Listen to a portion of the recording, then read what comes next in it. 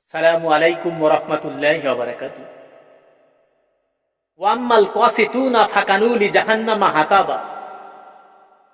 যারা ন্যায় এবং সত্য থেকে বিমুখ থাকবে এরাই হবে জাহান্নামের ইন্ধন। তাহলে আপনাকে অবশ্যই ন্যায়ের পথ এবং সত্যের পথ কোনটা আপনাকে খুঁজে বাইর করে তারপর চলতে হবে। ওয়া আম্মাল কাসিতুনা ফাকানু লিজাহান্নামা হাতাবা। যারা ন্যায় এবং সত্য থেকে বিমুখ থাকবে তারা হবে জাহান্নামের ইন্ধন। ন্যায় এবং সত্যের পথ বলতে কি বোঝায়? সব ক্ষেত্রে ন্যায় এবং সত্যের পথ আপনাকে বেছে নিতে হবে। রাজনীতির ক্ষেত্রে, গোলামির ক্ষেত্রে, ব্যবসায়ীর ক্ষেত্রে, ভোটাভুটির ক্ষেত্রে, ব্যবসা বাণিজ্যের ক্ষেত্রে, সব ক্ষেত্রে আপনাকে অবশ্যই সঠিক পথটা আপনাকে বেছে নিতে হবে। আপনি একটা জিনিস চিন্তা ভাবনা করবেন বাসায় বসে বসে একা একা, কোথায় ছিলাম আর কোথায় যাব, কোথায় ছিলাম কোথায় এলাম, কোথায় আমি যাব, নিজের কাছেই প্রশ্ন করি জবাব কোথায় পাব।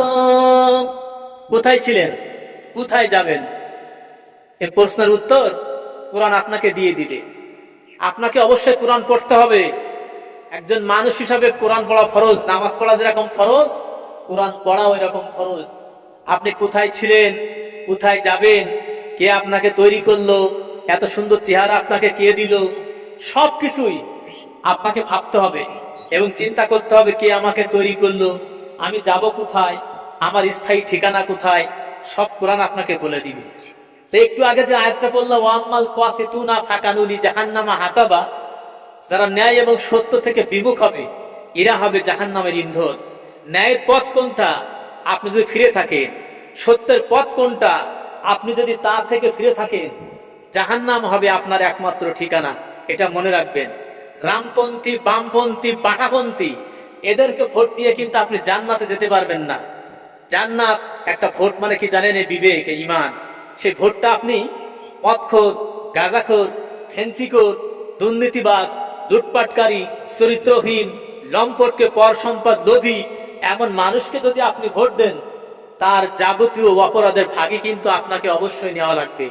কোরআনের পক্ষে যদি আপনি ভোট দেন আপনি জান্নাত পাবেন, আর কোরআনের বিপক্ষে যদি আপনি ভোট দেন আপনার স্থান কিন্তু জাহান্নামে। এটা মনে রাখবেন।